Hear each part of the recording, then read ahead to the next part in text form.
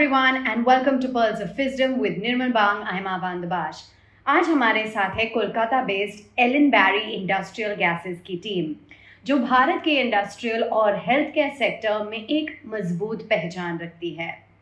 This is the company that operates in oxygen, carbon dioxide, nitrogen, helium, hydrogen, etc. और nitrous oxide जैसी ज़रूरी gases का उपदान और वितरण करती है. अब ये कंपनी स्टॉक मार्केट्स में कदम उठा रही है, जहां इसका IPO 400 करोड़ तक का फ्रेश इश्यू और प्रमोटर्स द्वारा 1.4 करोड़ शेयर्स की सेल OFS शामिल है. So let's connect with the top management. We have with us Mr. Padam Kumar Agarwal, who is the Chairman and Managing Director of Ellen Barry Industrial Gases. And joining him today, we also have Varun Agarwal, who is the Joint Managing Director. Thank you so much, gentlemen, for taking time out today. तो पहला सवाल, ये जो 400 करोड़ का fresh issue है, उसमें से I understand that about 177 crore आपके एग्जिस्टिंग बोरोइंग्स को रीपे करने में जाएगा. Can you just break that down for us? किस किस लोन के रीपेमेंट के लिए है? क्या पैसे आप लोग एलोकेट करने वाले हैं? वर्किंग कैपिटल के टर्म लोन्स क्या है? Can you just explain? Sure. So about out of the 400, we are using it for three objects. First is to set up a greenfield air separation unit, which is basically another name for the factories that we use to manufacture our products. The second category will be for repayment of our debt. And then there is a third component for general corporate purpose. Sure. और दूसरा, ये 130 करोड़ आप जो allocate कर रहे हैं एक नए सेपरेशन यूनिट के लिए, can you tell us a little bit more about ये प्लांट और डिटेल्स? क्या कैपेसिटी होगी ये नई यूनिट में और कब तक ये ऑपरेशनल होने की संभावना है? तो ये प्लांट की कैपेसिटी होगी 220 tons per day, और about September October of this financial year expected है कि production start होगी इस plant से. In terms of revenue potential, तो देखिए अभी जैसे कि हमारा historic capacity 600 tons था, जिससे हमें almost 300 करोड़ की रेवेन्यू प्राप्त हुई.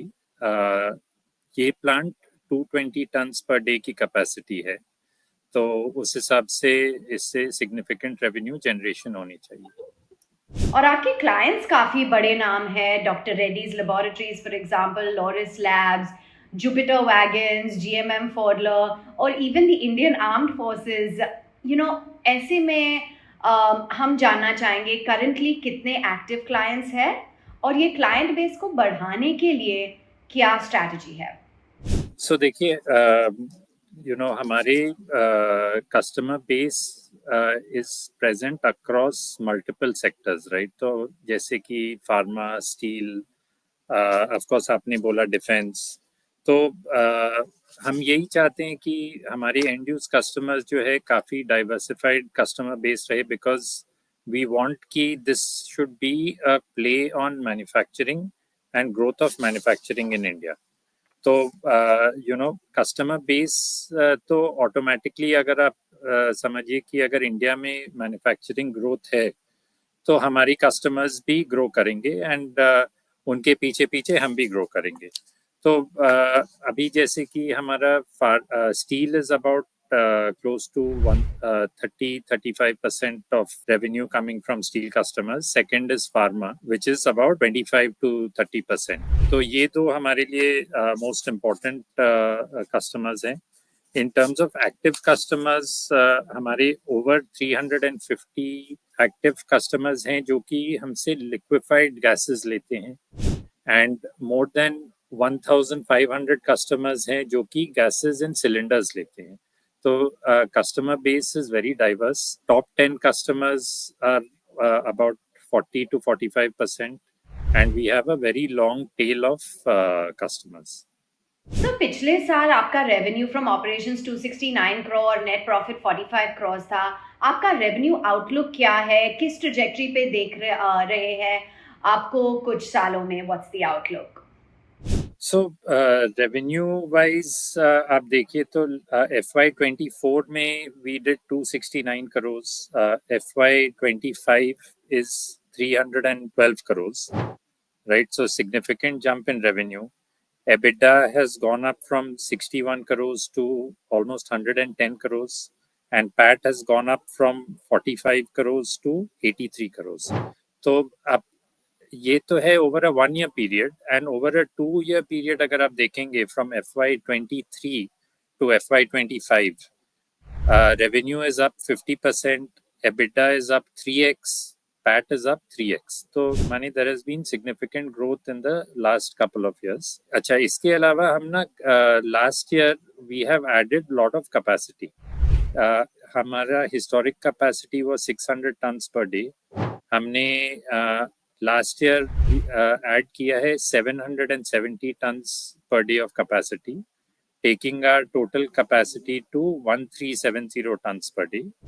और हम over next 1 year हमारा plan है to add another 750 tons of capacity. So total capacity हमारा plan है कि by next year we will be at 2150 tons per day. तो अब आप समझ लीजिए कि the growth accordingly would be significant, and we expect this kind of growth trajectory to continue.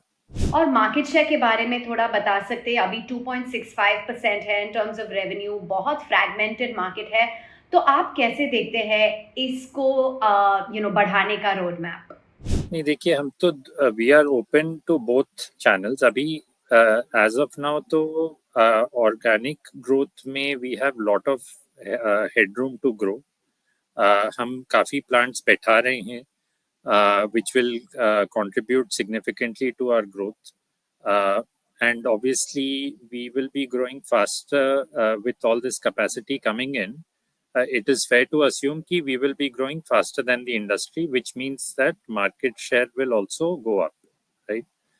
अच्छा, एक तो है कि we are setting up new capacity. Second is that we are also planning geographically to expand across the country. अभी historically हमारे plants थे only in eastern and southern India. अब हम नॉर्दर्न एंड वेस्टर्न इंडिया में भी plants बैठाने की सोच रहे हैं। तो एक जोग्राफिकल एक्सपेंशन होगा। One will be significant growth from a low market share base, end of course third is that ये आपने जैसा कहा, it's a very fragmented market, so there is lot of scope for inorganic growth as well, which we will evaluate as and when an opportunity comes up. Right. और project engineering और health care के verticals के बारे में भी थोड़ा बता सकते हैं? आई नो कि दोनों टॉप लाइन में कंट्रीब्यूशन का काफ़ी कम है, पर क्या ये सेगमेंट्स फ्यूचर में और अग्रेसिवली ग्रो करेंगे? डेफिनेटली ये दोनों सेगमेंट्स फ्यूचर में ग्रो करेंगे। हेल्थ केयर के बारे में मैं पहले बोलना चाहूँगा। अभी भी हमारे देश में सब जगह मेडिकल फैसिलिटीज़ अवेलेबल नहीं है। जैसे जैसे और नए हॉस्पिटल्स होंगे वैसे वैसे जो और मरीजों को सुविधाएं मिलेगी, और इसमें ऑक्सीजन का इसकी अहम भूमिका रहेगी। इसके अलावा हेल्थ केयर में हम लोग मेडिकल गैस पाइपलाइन सिस्टम वगैरह करते हैं, और भी कुछ हमारे प्रोडक्ट्स हैं जो कि हम लोग हेल्थ केयर में डील करते हैं। तो हम समझते हैं कि इसमें हम लोगों का काफ़ी योगदान रहेगा। हेल्थ केयर में करीब 9% अभी हम लोगों का टोटल एक्सपोजर है, और आगे जाके ये इतना तो रहेगा ही टर्नओवर बढ़ने के बावजूद, और हो सकता है कि जो यहाँ पे हम लोग और ज़्यादा कर सकें। प्रोजेक्ट इंजीनियरिंग प्राइमरीली इसमें खाली 6-6.5% अंदाज हम लोगों का योगदान है पूरे टर्नओवर में। लेकिन एक चीज़ इसमें नहीं आ रही है, प्रोजेक्ट इंजीनियरिंग ग्रुप हम लोगों का जो इंटरनल जो हमारी रिक्वायरमेंट्स है वो भी यही ग्रुप करता है, जो कि इस टर्नओवर में कैप्चर किया हुआ नहीं है। तो उस हिसाब से प्रोजेक्ट इंजीनियरिंग ग्रुप की हमारी कंपनी में एक बहुत अहम भूमिका रहेगी, और आगे चलकर हमारा ये इरादा है कि हम लोग ज़्यादा खुद के लिए ही ये ग्रुप का इस्तेमाल करेंगे। हाँ, अगर किसी कस्टमर को चाहिए कि ये जो वो हमारे से है जो कुछ प्लांट खरीदना चाहते हैं या कोई सर्विसेज लेना चाहते हैं इस दिशा में, तो उसके लिए भी हम तैयार हैं। Right, okay. और रेगुलेटरी एनवायरनमेंट की अगर बात करें तो आज की इकोसिस्टम में आपको कितना कंड्यूसिव लगता है इंडस्ट्रियल गैसेस के लिए? आप बता सकते हैं कि गवर्नमेंट से और क्या एक्सपेक्टेशंस है, चाहे वो प्राइसिंग पॉलिसी हो, इंफ्रास्ट्रक्चर सपोर्ट हो या even policy clarity? What more do you want to see? Regulatory environment के बारे में यह है, प्राइमरीली हम लोगों के बिजनेस में पैसों इनकी अहम भूमिका है। ज़्यादातर सेफ्टी के बारे में इनका एक कंट्रोल है। इनसे लाइसेंसेस लेनी पड़ती हैं और एनओसीज लेने पड़ते हैं हमारे हर एक सिलेंडर के लिए, टैंकर्स के लिए और प्लांट्स के लिए भी। तो ऐसी कोई दिक्कत नहीं है। अगर हम लोग इस बारे में हम लोग सब तरफ से अगर हमारा डॉक्यूमेंटेशन सही है और हम लोगों का इरादा सही है कि ये जो कंप्लायंस करना है, तो ऐसी कोई दिक्कत नहीं है। जो नॉन कंप्लायंट हैं, उनके लिए दिक्कत है डेफिनेटली।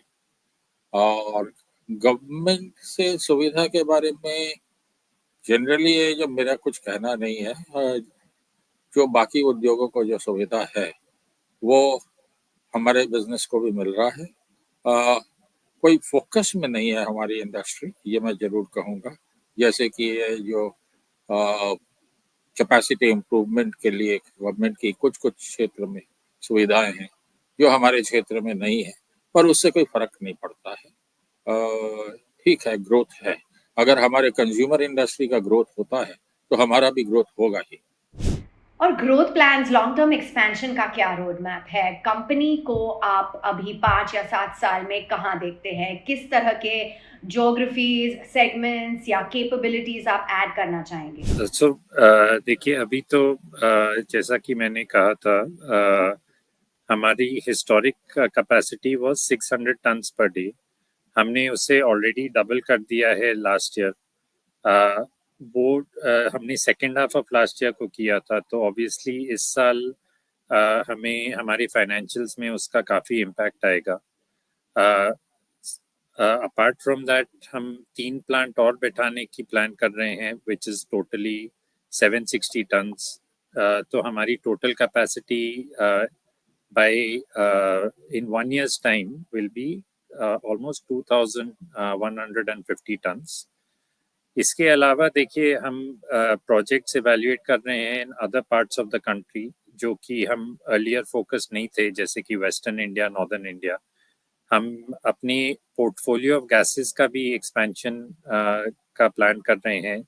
अभी about 95% of our revenue comes from oxygen, nitrogen and argon. हम चाहते हैं कि हमारा टोटल बास्केट ऑफ गैसेस भी एक्सपैंड होए, जैसे कि इलेक्ट्रॉनिक गैसेस, सेमीकंडक्टर गैसेस, जो कि अभी इंडिया में काफ़ी इन्वेस्टमेंट्स इस फील्ड्स में आ रहे हैं, तो हम उनको भी केटर कर सकें।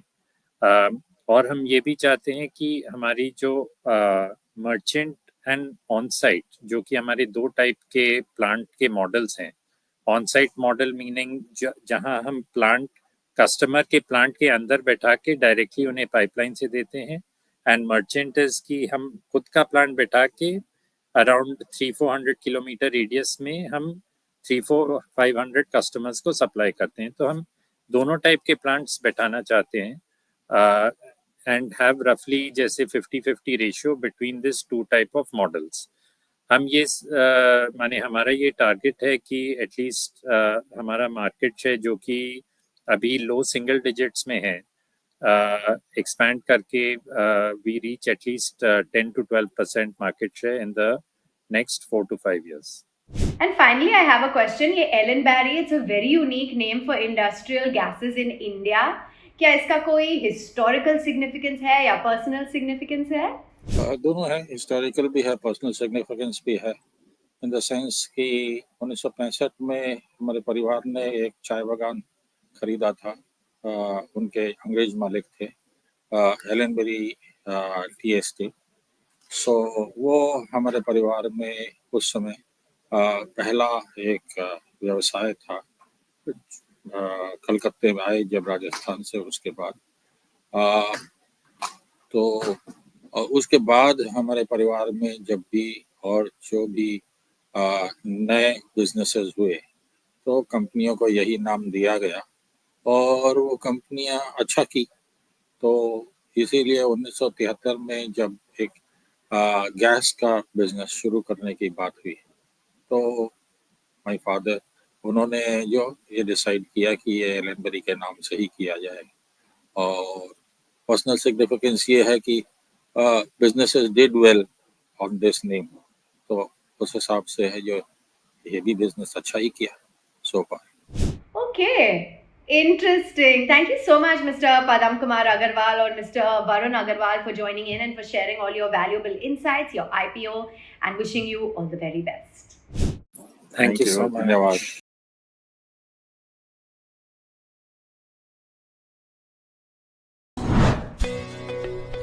Subscribe to our YouTube channel and click on the bell icon to never miss an update from Nirmal Bang.